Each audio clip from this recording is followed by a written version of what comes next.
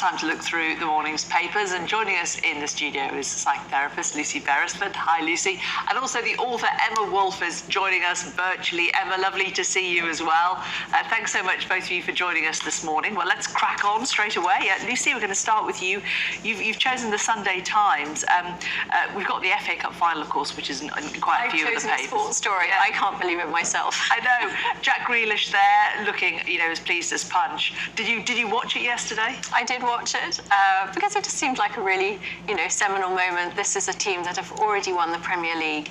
Now they've won the FA Cup final, and if they win against Inter Milan next Saturday in Istanbul, they will have won the European Champions League as well, which means they've done the treble, and that is obviously a phenomenal achievement. So there was a lot at stake, I felt, but this is a team that has also had a little bit of criticism about its finances in terms of who owns it, how much money is ploughed into it, how much more money they have than other teams in the Premier League. So even though a lot of people think this is very exciting, there are other critics who are saying, well, you're bound to do really well because you're just throwing a load of money at all the different players. They were a fairly solid mid-league team, and now, of course, they're on the top. But you can't really deny how joyous it all was, and also the fastest ever goal scored in an FA Cup final in 12 seconds, which is phenomenal. So, I mean, even at that point, you just think, I'm watching a really phenomenal game here.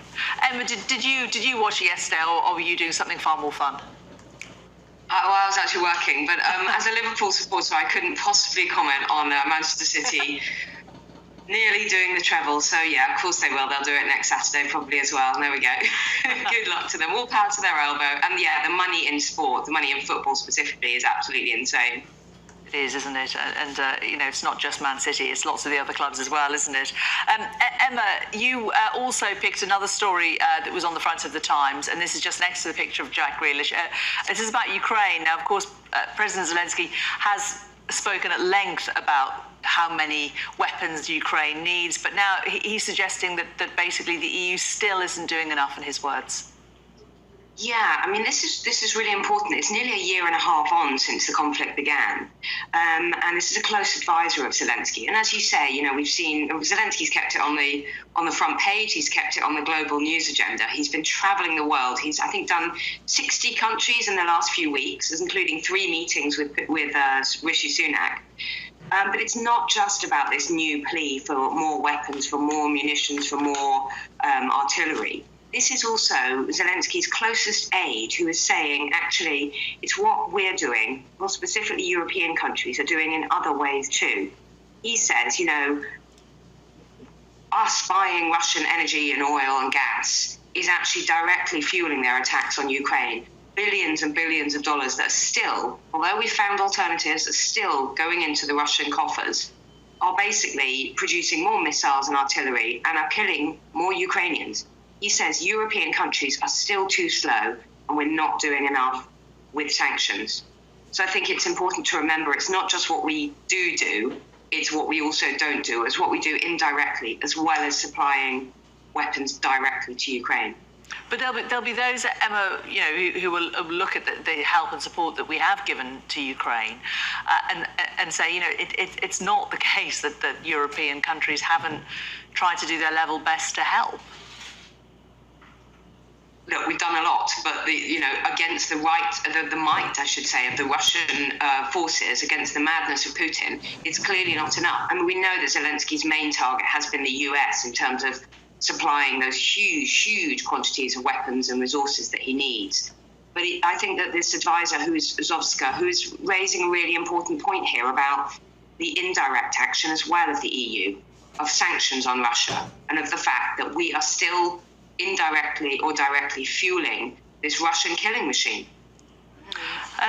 Lucy, you've picked a story in the Express back to politics here, and Rishi Sunak, he is apparently putting the Tories on an election war footing, it says, as he orders his troops to prepare for tax cuts in the autumn.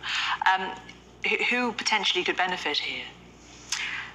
Well, what they're hoping is that the Conservative Party will benefit ultimately in a general election. Now, we don't know when the general election will be, but the general consensus is that it will probably be the beginning of November, maybe in 2024. So probably from now on, we're going to start to hear this kind of messaging as to who is going to be helped and in what way. So tax cuts, there's a very particular wing of the Conservative Party that's very keen on a low tax economy, and therefore if you appeal to that wing of the party, and therefore if you have that giveaway, you've signaled that you're going to have that giveaway in advance, you then buy yourself perhaps an extra 12 months of people beginning to feel more good. Because let's be clear, the main preoccupation for the voter right now is the cost of living crisis and how much money they feel they have in their pocket and what, whether they've got the control to spend that. And so if you've got Jeremy Hunt looking ahead to a budget later this year, and then you make an announcement about a tax cut which gives a 12-month period for that to settle in, to bed in, your hope, your expectation is that voters of whatever stripe are going to feel much more comfortable about voting for you. Now, obviously, that's quite a big gamble, because if you have a tax cut in one hand, you've perhaps got to restrict your investment that you're going to put into other areas of the economy. So it's a fine balancing act. But I think we've seen in the last couple of days other moves about perhaps eliminating inheritance tax. So that would be for a very particular cohort. Then this tax cut would be for working families and for people who are perhaps in that sort of middle income bracket. And I guess at some point there are also going to be announcements about giveaways to people at lower end of the income scale. It's about trying to show we can deliver for all different sections of the electorate, but also politically, can you deliver for all of the different MPs who've got competing factions and competing styles of being a Conservative? And Emma, which brings us nicely onto a story that you've chosen on the front of the Mail, which is not about tax cuts from the Conservatives, but about Labour. They're saying Labour is declaring class war on Middle Britain. Labour saying that it wants to implement policies to address inequalities in social class. Yeah, and I agree with Lucy. Things are definitely hotting up for the general election, probably about a year away now. There's a real sense that the parties are on manoeuvres and that they're trying to, really target economic policies and get our votes that way. Now, this interesting story on the front of the Mail, saying that the Mail is claiming that Sir Keir Starmer is planning a hard left attack on the wealthy, and the details are quite odd. Apparently, there are draft proposals in their election manifesto, which obviously include equality laws. We already have equality laws on age, gender, race, disability, all of that. But now these laws would cover inequality of social class. This means that public bodies could divert resources for things like GPs or for things like school places or even bin collections, even our refuse collections. They could divert these resources away from richer areas and target them at poorer areas. And then in another way, maybe that's not so odd, because that's what local councils have done, for decades. That's what they do. They decide where resources go. It's just, I'm not sure it's properly thought through, and I'm not sure how, perhaps it's at a very embryonic stage. But how do you target resources specifically at poorer areas when actually in areas like London and many of our big cities, areas are very, very mixed?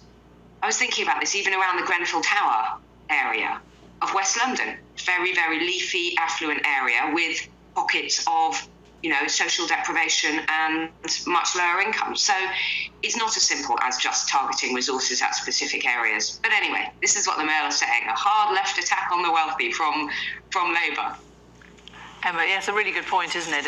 How divergent lots and lots of areas are, and even in rural areas as well, real differences in particular areas. Lucy, we've only got 30 seconds left, but just quickly, the front of the Mirror, it's got Holly Willoughby on the front.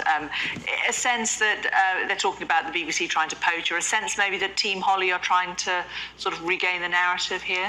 Possibly. I mean, the psychology in headhunting terms is that if you know someone might be unhappy, then that's the moment to lunge and say, we can offer you something much more attractive.